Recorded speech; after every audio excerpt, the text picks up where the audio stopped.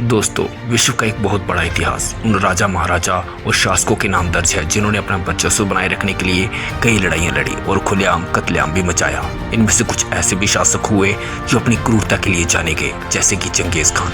लेकिन इतिहास में एक ऐसा भी शासक हुआ जो क्रूरता के मामले में चंगेज खान से भी आगे था। उसका नाम था तैमूर लंग। इतिहास के कई पन्ने तैमूर की जुल्म की कहानियों से बड़े पड़े हैं। तो आइए आज की इस वीडियो में हम तैमूर लंग के बारे में जानेंगे, साथ में उससे जुड़ी कुछ ऐसी बातें जानेंगे जो आपको हैरान कर देंगी।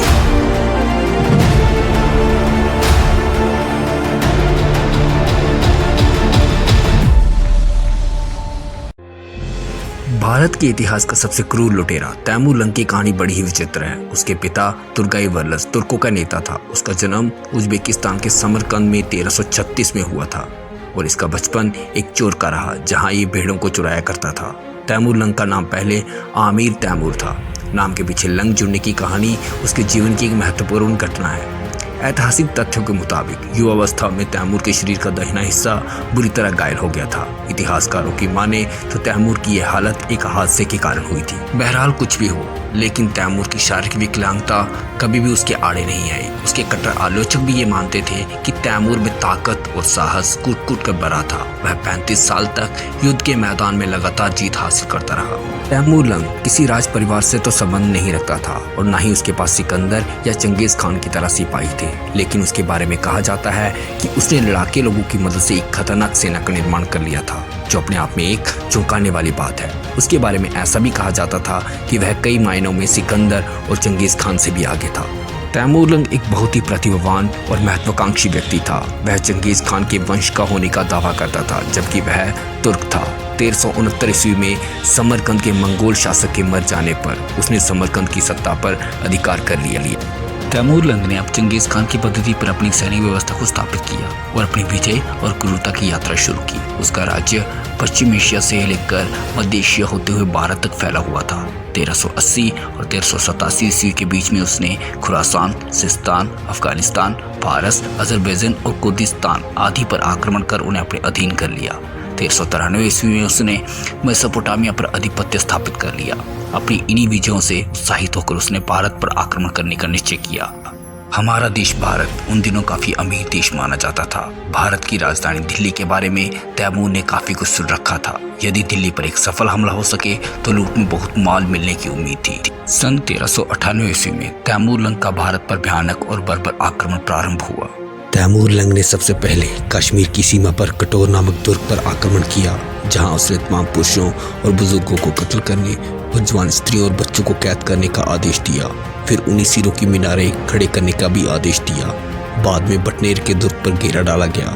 वहां के राजपूतों ने कुछ युद्ध के बाद हार मान ली और उन्हें क्षमादान दे दिया गया, किंतु उनके असावधान होते ही उन पर आक्रमण कर दिया गया और उन सभी को मौत के घाट उतार दिया गया। तैमूर अपनी जीवनी में लिखता है कि थोड़े ही समय में दुर्ग के तमाम लोग तलवार के घाट उतार दिए गए। घंटे भर में 10,000 लोगों के सिर काटे गए। इस्लाम की तलवार ने काफिरों के रक्त से स्नान किया। उनके सरो सामान, खजाने और अनाज को जो वर्षों से दुर्ग में इकट्ठा किए गए थे, मेरे सिपाहियों ने लूट लिया।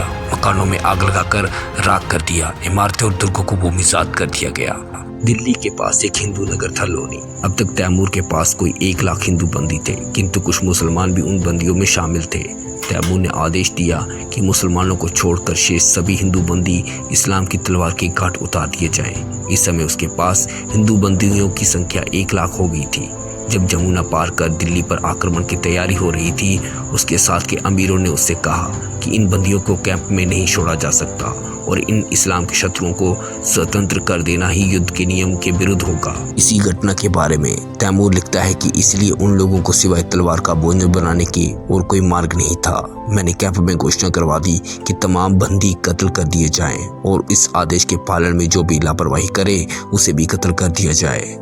किसी भी शासक के द्वारा इस प्रकार के क्रूर व्यवहार का अन्य उदाहरण हमें इतिहास में नहीं मिल सकता।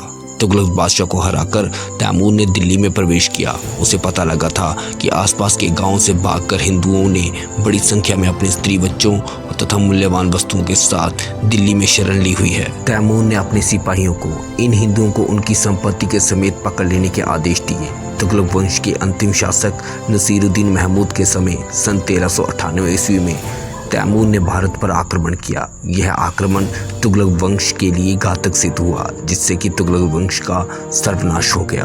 भारत से लौटने के बाद तैमूर ने सन 1400 में अनातोलिया पर आक्रमण किया और 1402 में अंगोरा के युद्ध में ऑटोमन तुर्कों को बुरी तरह से पराजित किया। सन 1405 में जब वह चीन की विजय की योजना बनाने में लगा था, उस समय उसकी मृत्यु एक साधारण जुकाम से हो गई। मृत्यु के बाद तैमूर लंग को समरकंद में ही दफना दिया गया, जहां आज भी उसका मकबरा बना हुआ है। तैमूर लंग को इतिहास में एक वहशी, क्रूर और खूनी योद्धा के नाम से जाना गया। कहते हैं कि वह युद्ध में उतरते ही बड़ी गिनती में लाशें बिछा देता था। उसने कई युद्ध जीते और कई राज्यों को अपने कब्जे में ले लिया। वह योद्धाओं के सिर दर्द से अलग करके उन्हें जमा करने का शौक रखता था। सन 1941 में रूस के कुछ पुरातत्व वैज्ञानिकों ने तैमूर के मकबरे की खुदाई कर उसके कंकाल का अध्ययन किया और पाया कि उसके कूल्हे की हड्डी टूटी हुई थी और दाएं हाथ की 2 उंगलियां भी गायब थी। उसके कंकाल से यह पता चलता था कि उसकी लंबाई 5 फुट 9 इंच रही होगी और उसकी छाती चौड़ी थी।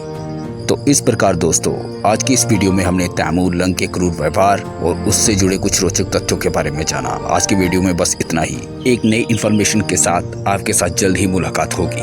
आपको ये वीडियो कैसी लगी, इसके बारे में आप अपनी राय हमें कमेंटों में दे सकते हैं। और अगर वीडियो आपको पसंद आई है तो इसको लाइक और शेयर कर दीजिए और ऐसी इन्फॉर्मेटिव वीडियो को देखने के लिए हमारे चैनल को सब्सक्राइब कर दें। धन्यवाद।